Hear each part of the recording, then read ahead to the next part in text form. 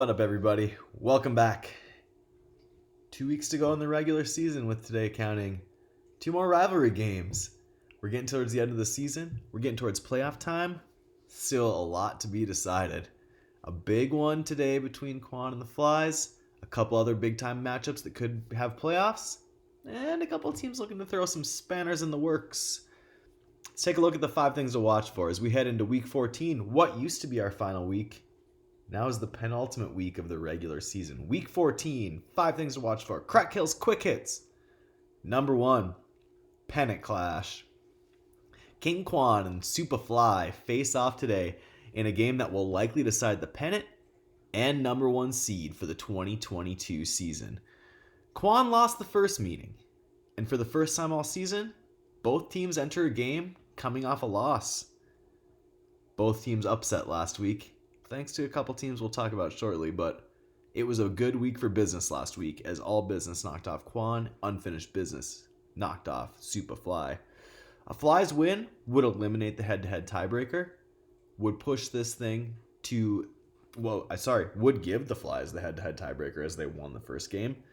A Quan win would tie the teams up, and we'd go to points. Interestingly enough, King Quan entering today, 1,519 points. Superfly, 1,518.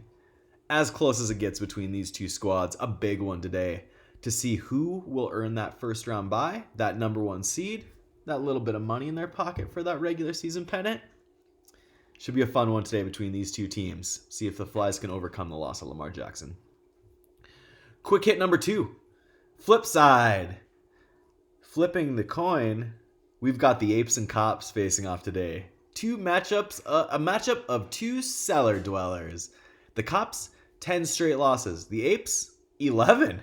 One streak, though, will end today. Cops, of course, have that season 0-14 a few years ago, which stretched into our longest losing streak. So, at least we know neither of these teams will be able to go 0-14 this year, but a loss today would put either team in the running for that longest ever winning streak.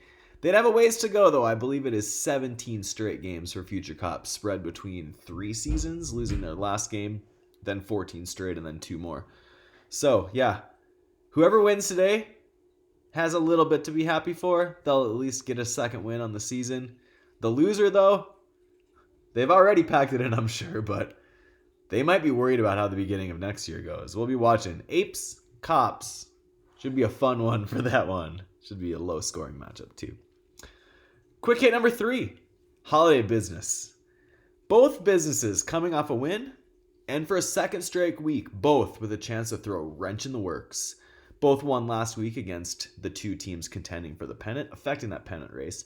All business has a chance to hand the Genes a potentially crushing loss, while unfinished business can do the same to no comment today. Both Genes and NC hang on with the playoff hopes in that logjam of teams in the middle. Wins today for the business squads, though, would take them maybe back in the playoff picture. Unfinished business a little bit further out than all business, but stranger things have happened. Wins, though, for the Genes and no comment would put them a step closer to the playoffs. Of course, week 15 looms large for all of these teams, depending on the results today. And we'll be watching to see if upsets happen for the businesses or if they decide to shut down for the rest of the holiday season. Quick hit number 4. Royalty and Felons. The Kings take on the Cons today in a match of the Tinfoil Kings and Phil's Fugitives. Another game with high playoff stakes. A win by the Kings would likely clinch a playoff spot and put the Fugitives in dire straits of missing the postseason. But a Cons win would have them firmly back in the race and could potentially turn no comment Tinfoil Kings in week 15 into a must-win game for either team playing. Could be a loser out game that week 15. Not a great start for the Cons. They are down -3 thanks to Derek Carr laying a sizable egg on Thursday night. So keeping an eye on that. Finally, quick hit number 5. Bag Ordinance. The Bags got back on track last week of the win.